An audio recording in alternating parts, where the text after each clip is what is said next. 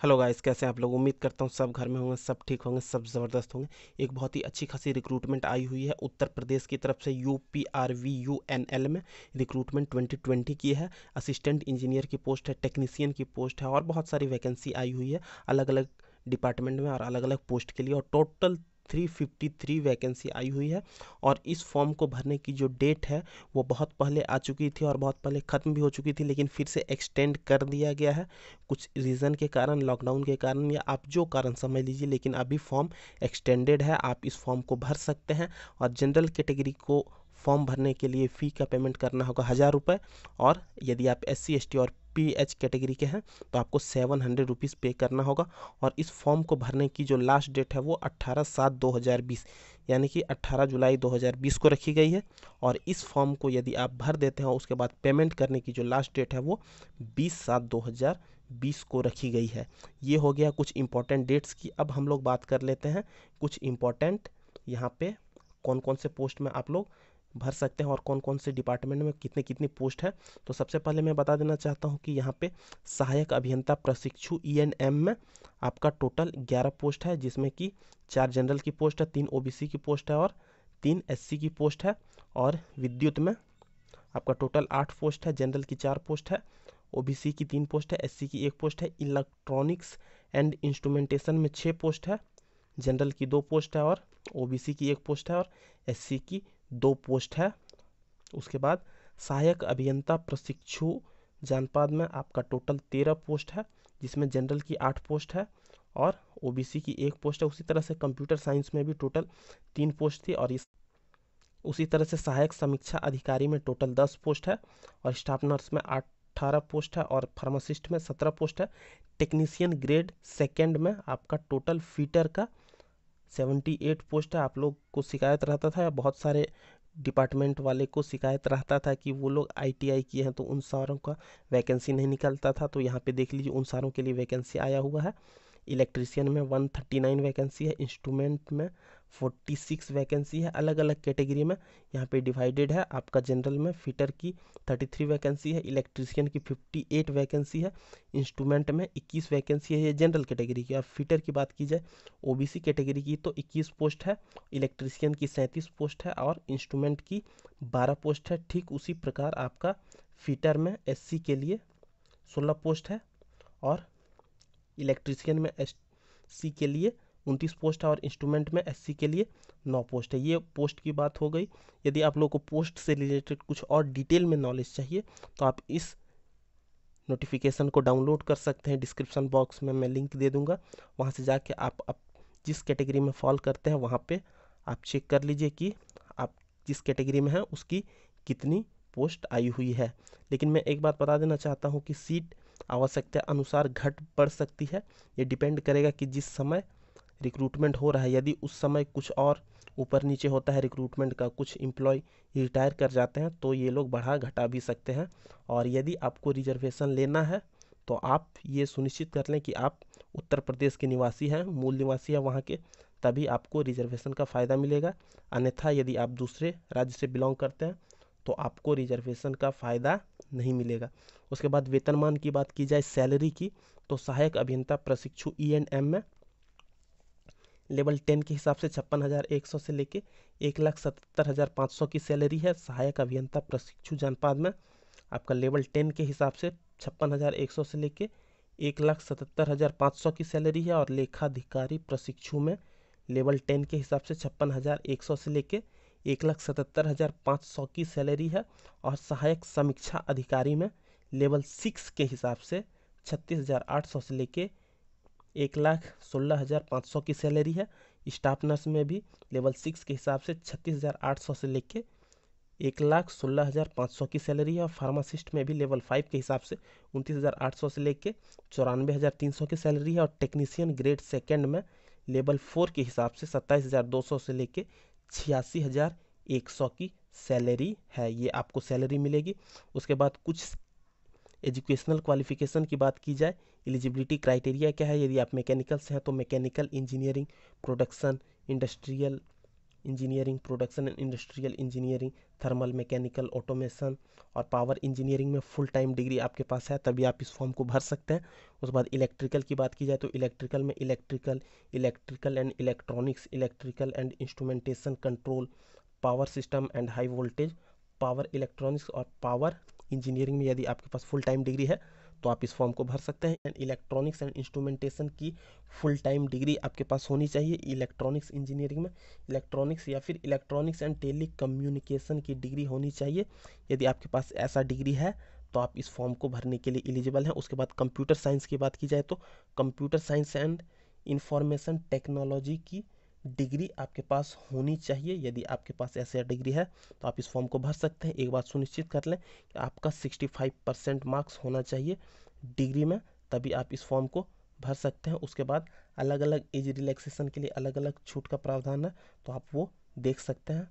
और यहाँ पे असिस्टेंट इंजीनियर ट्रेनी सिविल की जो पोस्ट है उसके लिए सिविल एंड कंस्ट्रक्शन में प्रिस्क्राइब डिग्री चाहिए होगा, लेकिन यहाँ पे ऊपर इन्होंने मेंशन नहीं किया हुआ है कि सिविल इंजीनियरिंग की पोस्ट भी है। उसके बाद आगे हम लोग देख लेते हैं कि अकाउंट ऑफिसर ट्रेनी के लिए जो रिक्रूटमेंट है की पॉलिसी है वो 55% मार्क्स आपका पीजी में होना चाहिए। ये कंपलसरी कर दिया है और एआईसीटी अप्रूव्ड यूनिवर्सिटी से होना चाहिए। यदि आपके पास एमबीए की डिग्री है तो 60% मार्क्स मिनिमम होना चाहिए। उसके बाद प्रिफरेंशियल क्वालिफिकेशन फॉर सीए के लिए भी कुछ कुछ प्रिफरेंस यहाँ पे दिया जाएगा उन लोगों को। उसके बाद असिस्टेंट रिव्यू ऑफिसर के लिए डिग्री रिकॉग्नाइज्ड यूनिवर्सिटी से होना चाहिए। टाइपिंग स्पीड हिंदी और इंग्लिश में 20 या और 25 वर्ड पर मिनट होना चाहिए। उसके बाद वर्किंग कंप्यूटर पे काम करने का अच्छा खासा एक्सपीरियंस होना चाहिए। उसके बाद स्टाफ नर्स की बात की जाए तो diploma from distance learning education shall not be eligible. यदि डिप्लोमा उन्होंने डिस्टेंस से किया हुआ जैसे कि इग्नू हो गया, एनआईओएस हो गया, ऐसा कुछ कुछ पॉलिसी रहता है, ऐसा कुछ सिस्टम रहता है जहाँ से डिस्टेंस में वो लोग कर सकते हैं, तो वो यहाँ पे अप्लाई नहीं होगा, वो एलिजिबल यहाँ पे नहीं होंगे। उसके बाद फार्मासिस्ट की बात की जाए तो फार्मासिस्ट के लिए आपके पास वही डिप्लोमा यदि आपने डिस्टेंस से किया हुआ है तो आप इस फॉर्म को भरने के लिए एलिजिबल नहीं है। और टेक्नीशियन की बात की जाए तो यहाँ पे माध्यमिक शिक्षा परिषद उत्तर प्रदेश की हाई स्कूल विज्ञान एवं गणित विषय के साथ समकक्ष परीक्षा उत्तीर्ण तथा इलेक्ट्रीशियन ट्रेड में अखिल भारतीय राज्य व्यावसायिक प्रमाण पत्र आपके पास है। डोए का सर्टिफिकेट है, वर्तमान में NIELIT हो गया है। 80 घंटे का कोर्स का सर्टिफिकेट है, तो आप इस फॉर्म को भर सकते हैं। उसके बाद टेक्नीशियन श्रेणी द्वितीय फीटर पद के लिए आपके पास यहाँ पे डोएक वर्तमान में जो NIELIT है 80 घंटे का कंप्यूटर कोर्स है, तो आप इस फॉर्म को भरने के लिए एलिजिबल हैं। उसी तरह टेक्नीशियन श्रेणी द्वितीय इंस्ट्रूमेंट में भी आपके पास डिग्री है, तो आप इस फॉर्म को भरने के लिए एलिजिबल है।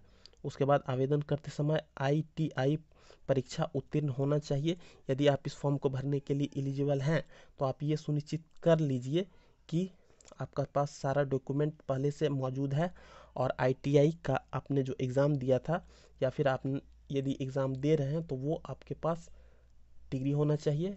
आप ये सुनिश्चित कर लें कि आप ITI पास कर चुके हैं। एलिजिबल वही कैंडिडेट यहाँ पे होंगे।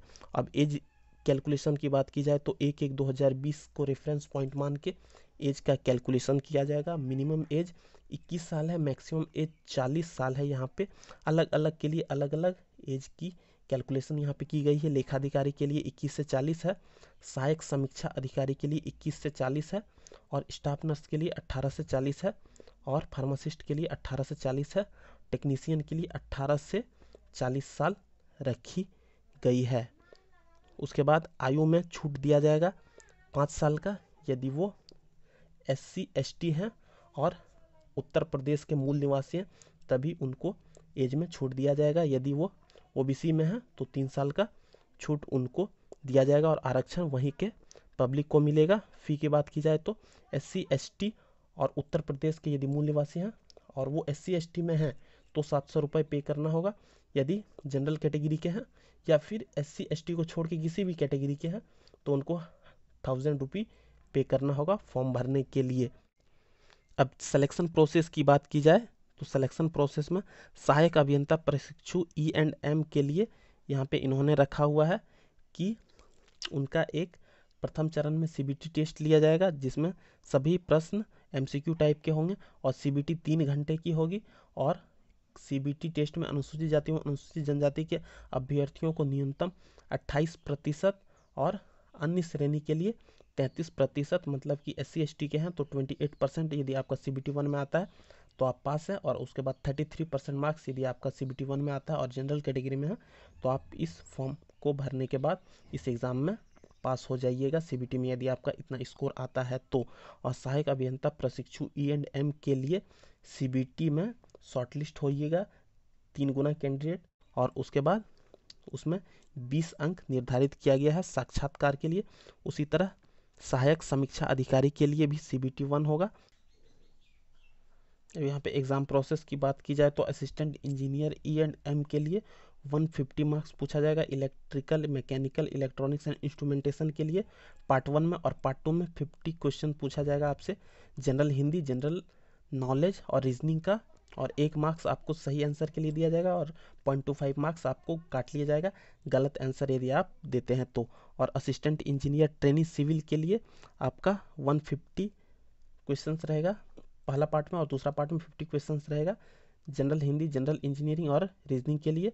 और मार्क्स का प्रावधान वही है, सही अंक के लिए 1 मार्क्स और गलत अंक के लिए 0.25 मार्क्स दिया जाएगा। उसके बाद इसी तरह से अलग अलग डिपार्टमेंट की सबकी वही पॉलिसी है, आप देख लीजिएगा डिटेल में। उतनी डिटेल में मैं बताना चाहूँगा तो वीडियो बहुत ही लंबा हो जाएगा। लिंक मैं डिस्क्रिप्शन में दे देता हूँ, वहाँ से जाके आप इस फॉर्म को डाउनलोड कर सकते हैं, इस नोटिफिकेशन को, और लिंक भी दे दूँगा डायरेक्ट फॉर्म भरने का।